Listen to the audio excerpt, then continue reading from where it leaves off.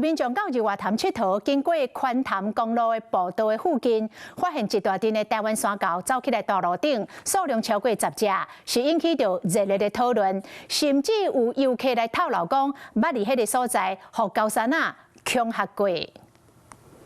Oh my Jesus! What the?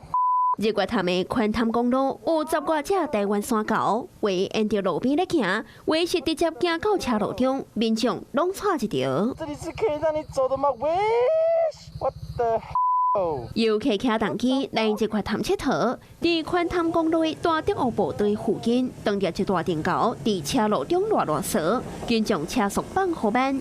因為順這條路閣行，就是遊客接來的高架水架步道。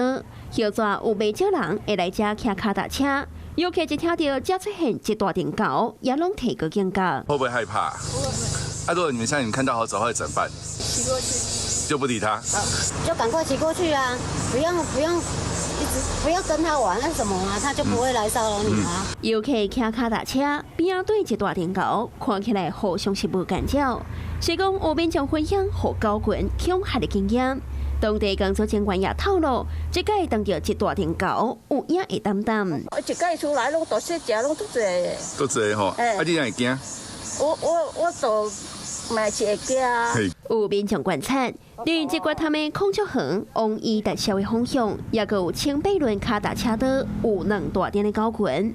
日管處呼籲遊客，當到高山仔，莫甲飼，莫干擾，也莫和伊接觸，尤其毋通趕食食，較袂好搶去，引發着衝突。